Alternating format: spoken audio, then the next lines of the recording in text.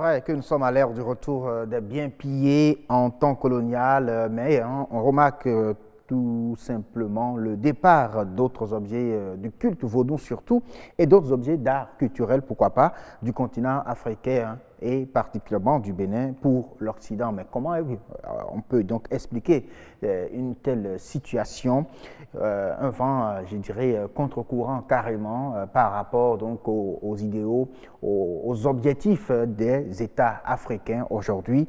Horizon Culture va parler de cela juste derrière ce reportage signé Arnaud Adadja. Ces statuettes ou autres objets de culte béninois ou africains spirituellement dotés de pouvoir qui se retrouvent dans des salons d'individus passionnés de l'art ou dans des musées et qui choquent à l'œil de l'initié. Cet objet-là ne doit se trouver nulle part ailleurs que dans un espace sacré.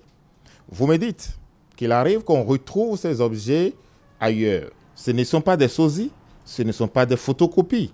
Si c'est des photocopies, ça veut dire qu'ils ne sont pas consacrés, que ce ne sont pas des objets de culte. Mais lorsque c'est des objets authentiquement authentifiés, qui servent ou qui devraient normalement servir dans les couvents, dans les espaces sacrés, qu'on retrouve ornant le salon de quelques individus repus ou ayant pignon sur rue, il faut se poser des questions. La première question qu'on doit se poser, c'est comment est-ce que cet objet sacré s'est retrouvé dans un espace non sacré? Il faut poser la question aux gardiens du temple. Il faut se poser la question aux voleurs. Il faut se poser la question aux anarcheurs. Il faut se poser la question aussi à ceux qui viennent pour rentrer dans le rythme de l'offre et de la demande. Les bénéficiaires de ces objets sont souvent inconscients des conséquences.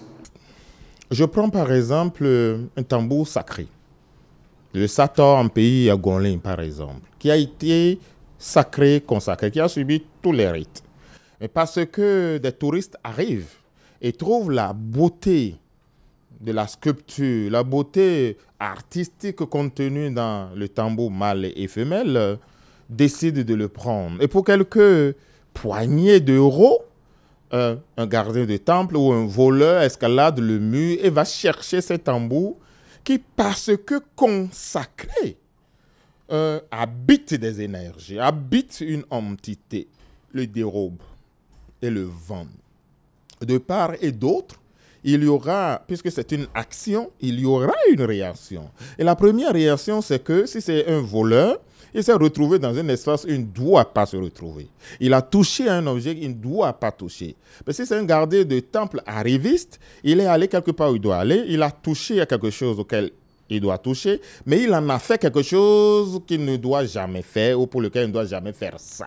Et pour ces deux raisons, il doit subir le contre-coup. Et le contre-coup, c'est un ensemble d'événements de très mauvais augure. C'est un ensemble d'événements malheureux et fâcheux qui arrivent et qui même peuvent conduire à la mort. Les dignitaires de culte n'en sont pas inconscients. Effectivement, il en existe qui sont avides d'argent et cette forme d'avidité n'engendre que le mal. C'est bien d'avoir soulevé le sujet.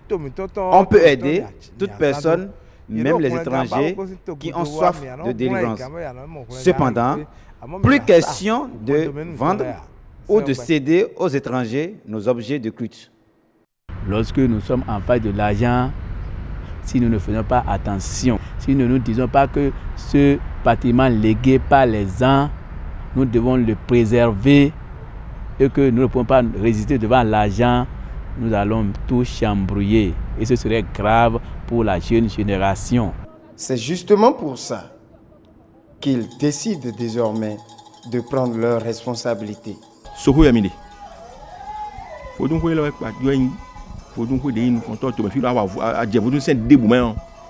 Ici, c'est la maison du Dieu tonnerre, maison du sceau.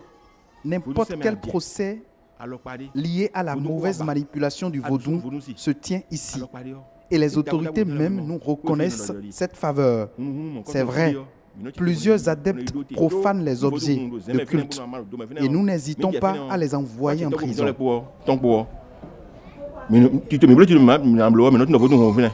La culture, d'accord, mais il faut accorder du respect absolu aux objets de piété du vaudou. Achille Zoron, bonsoir. Bonsoir, Sio.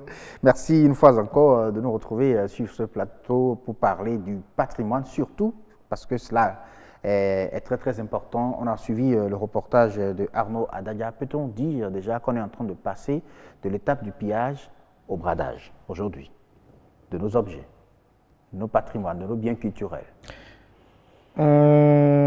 Pillage, bradage, je pense peut-être qu'il faut, avant d'aborder la question, comprendre un peu le phénomène, le processus, un peu plus professionnellement. Oui.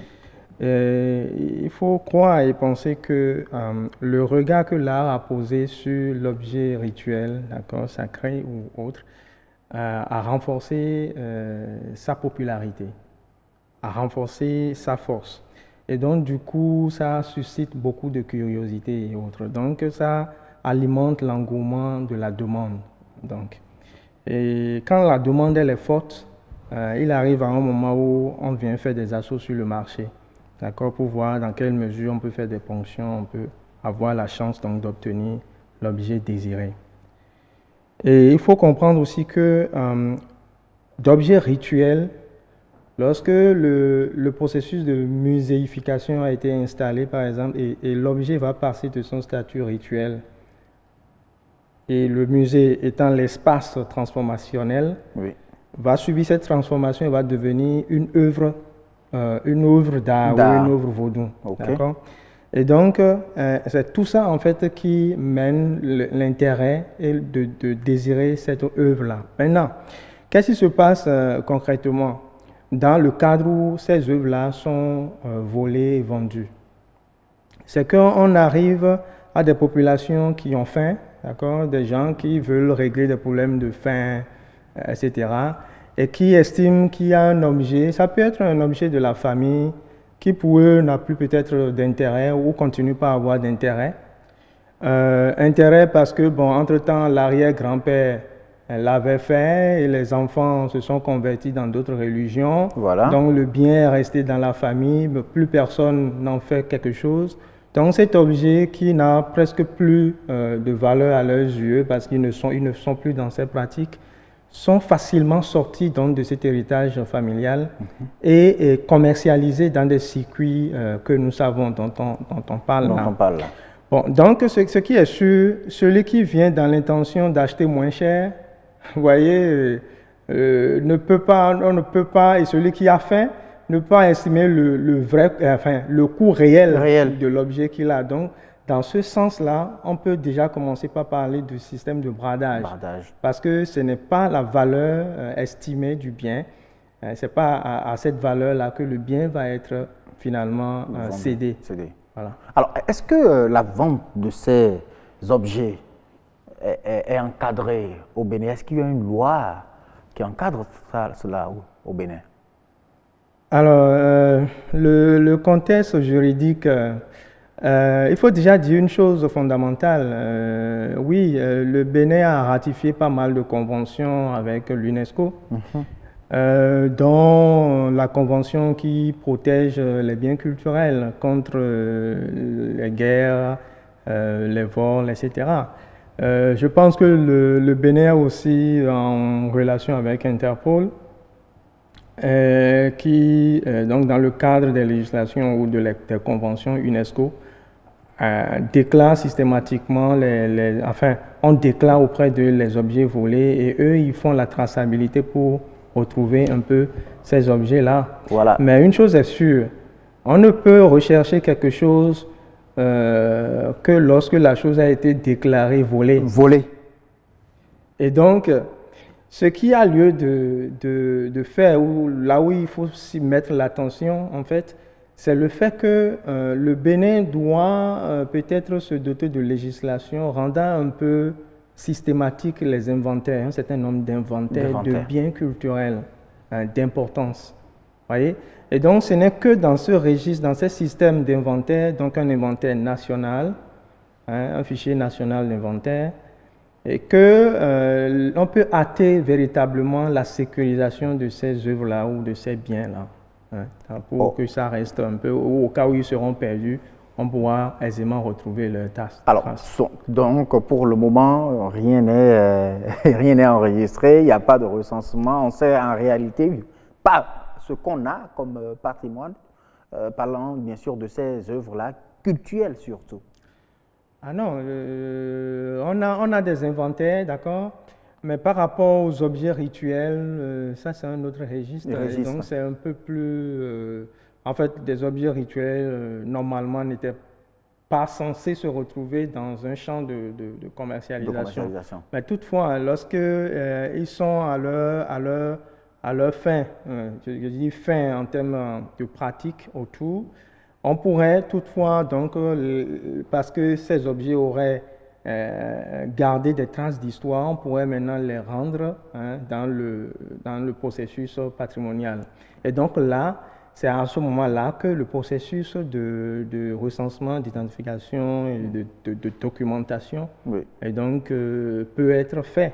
Donc le Bénin, il y a quand même des politiques. Porte-Novo, dans la mairie de Porte-Novo, a hâté pas mal d'inventaires dans ce sens. Donc, oui, il y a des politiques qui sont en œuvre par rapport à ça. Merci beaucoup à vous, Achille Zorong, d'être venu bien sûr sur ce plateau nous parler de tout ceci. On constate tout simplement que ce bradage est en train d'être fait et ça peut être bien sûr empêché à travers bien sûr les solutions que vous venez donc de proposer. À très très bientôt.